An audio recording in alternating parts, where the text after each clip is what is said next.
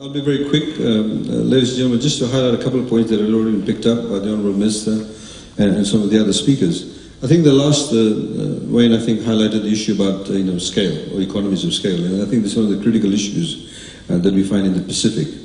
There are two aspects to climate finance, and I think we need to highlight that. One is, of course, is the immediate response, in particular after a climatic event, in terms of the immediate relief, in terms of the immediate rebuild, to bring it up to a particular condition to what it was before the event.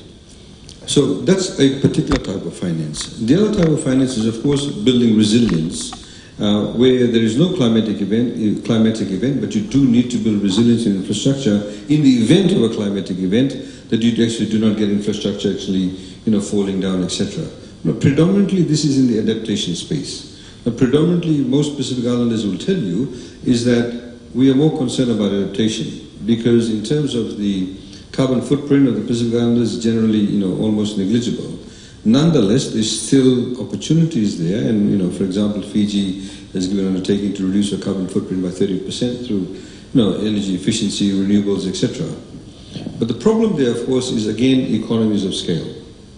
Just putting it into perspective, if Australia is having issues in the private sector regarding scale, where the total population of the country is about 25, 26 million people, in the entire Southern Pacific, we are about 2 million, if that.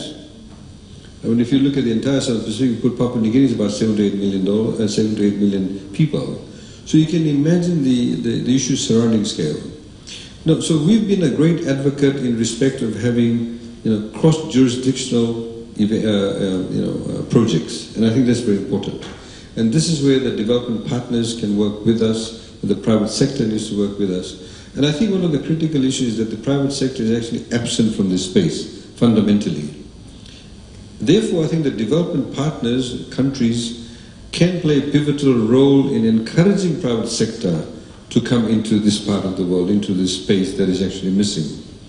Now, how do you incentivize them? The issue is that there may be some form of development finance that's currently being given either through grant or finance to be able to incentivize them. I'll give you a case in point.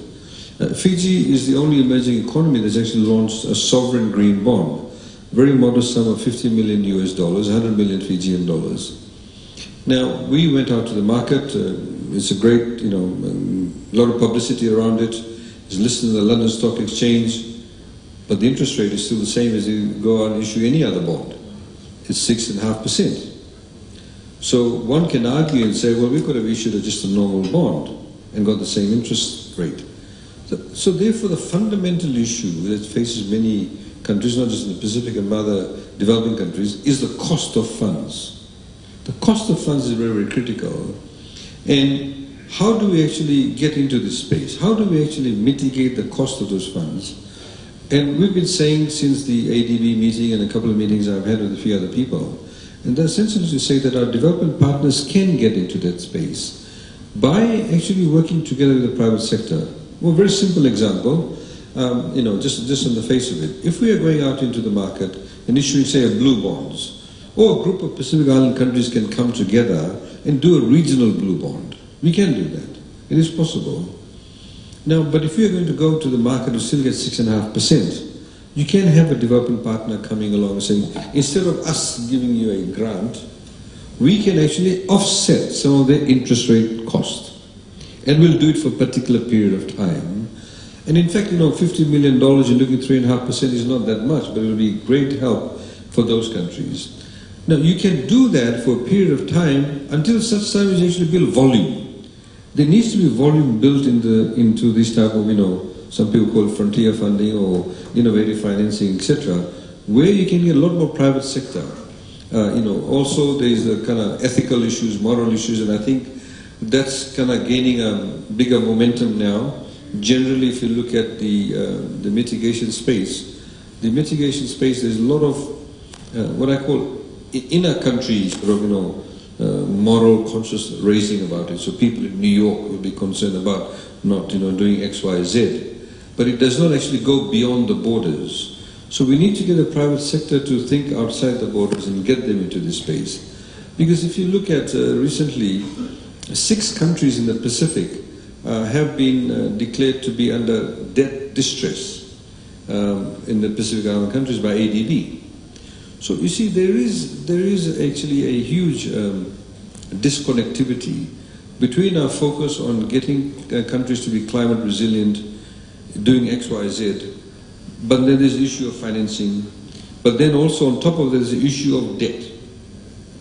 So it's not necessarily a simple issue, but I think there's some simple solutions to it if everybody was able to think outside the box. That is very critical, and I think there is no doubt that private sector is important because governments cannot do it alone. The development partners cannot continue to give grants. They obviously have an obligation to their taxpayers, etc. So we do need to get the private sector in, and to be able to at the same time show the private sector that there is in fact money to be made. You may actually mute or some may call it numb down what you expect as a rate of return, but by the way, these are new markets, these are new investments, and actually they're very safe. I would say that these investments would be extremely safe.